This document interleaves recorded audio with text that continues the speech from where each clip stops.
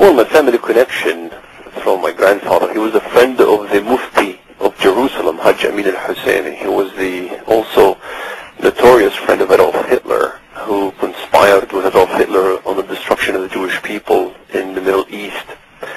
And, in fact, many people think that Islamic fundamentalism originated just a recent origin, but we had our Osama bin Laden of Haj-Ameen Al-Husseni, who called on the destruction of all Jews wherever you find them, in accordance to the way he interpreted the Quran. Kill them wherever you find them. And you can see him in the footage, you can see his picture, you can see he also started the Qader troops, the Bosnian SS troops, one of the 8 divisions of Nazi Germany's war machine. And you can also see him saluting Hitler with the Heil Hitler.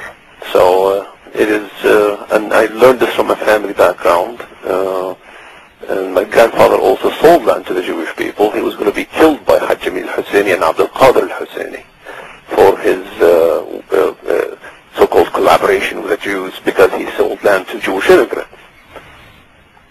Now, would you, growing up as a child, have been a typical Palestinian, would you? Yes, sir. And how would you describe a typical Palestinian growing up when you were a child? Well, we got our education system from the Hashemite Kingdom of Jordan prior to the 6 Days War. And I remember in kindergarten, my first song I sang every morning with the rest of the school children was Arabs are beloved and Jews are dogs. And all the way to high school, the education system was very anti-Semitic, which called for the destructions of the Jews. This is why you see today Muslim Palestinian suicide bomber. You will never see a Palestinian Christian who's a suicide bomber. So is it a hatred of the Israeli army and the occupation, or is it an ancient hatred of Jews? Well, I mean, it's an ancient hatred of Jews, but the term occupation, and this has been used all the time, occupation. Well, the Jews in reality liberated the Holy Land. They didn't occupy it. King Hussein occupied it. There is only 2 nations in the world who recognize Jordan's occupation of Judea, the West Bank.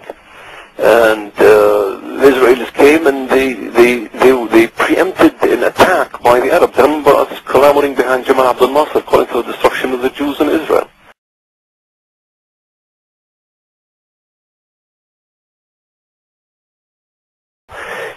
Now, at what point in your life did you believe that there may be more than one side to the story?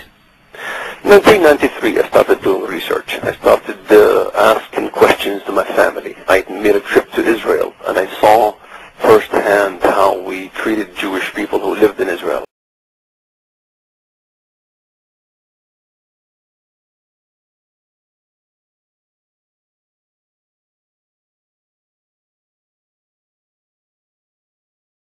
I had a spiritual journey, if you will. I looked into all religions. I looked into the Bible and into the Quran.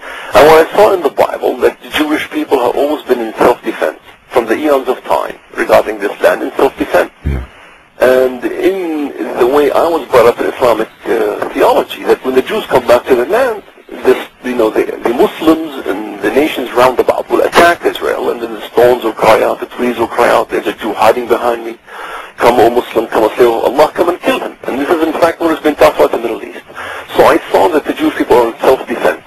And indeed, I saw the Jewish people as the refugee problem.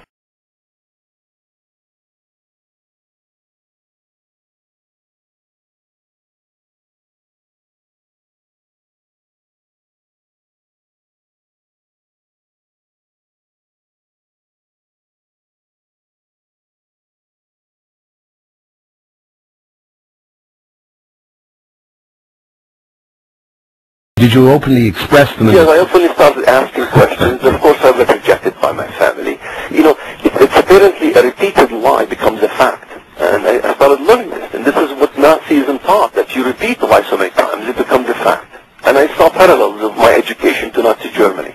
In fact, this is exactly what you see. You see what is a kind of a Nazism revived with a religious twist called Islamic fanaticism.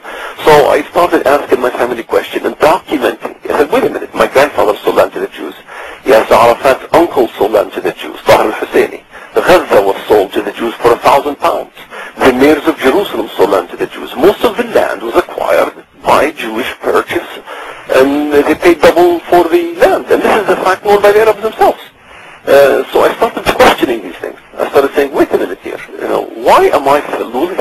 towards the people who have done me no wrong. So I couldn't see in history where the Jews ever made any Holocaust, where the Jewish people made any pogroms against Muslims or Christians. I saw vice versa as the truth. Had you at any stage in your youth an association with the PLO? Yes, my association with the PLO. After going to school for so many years, learning anti-Semitism, hating Jews without even meeting them or speaking to them, carried out a terrorist attack on the bank Israel in Bethlehem and nearly lynching an Israeli official in our village. And I ended up in prison, the Muscovite prison in Jerusalem. This hatred never ended. All the way when I came to America, I was still affiliated with helping the PLO for funds. And then I got involved with an Islamic movement, which had its affiliation with Azzam, who is the founder of Al-Qaeda. So, all my life, my idea of salvation was basically self-destructing myself. I had a cousin of me, I had relatives of mine die in the process of trying to kill Jewish people. Suicide bombers, yeah? Yes, and one of my cousins died on his way to Ben Yehuda Street. He got shot by the Israelis, and of course, the media stated that the Israelis took his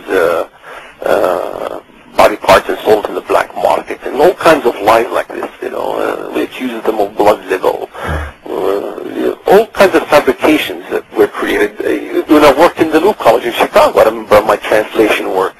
I would change the English to suit the American audience, inviting them for Palestinian parties, for we call them cultural parties, invited for baklava and lamb, when in reality we were raising funds for the PLO. The basic question I had was, how come that the land of Judea, or the Holy Land, was never in question regarding it becoming an Arab Palestinian state until 1967.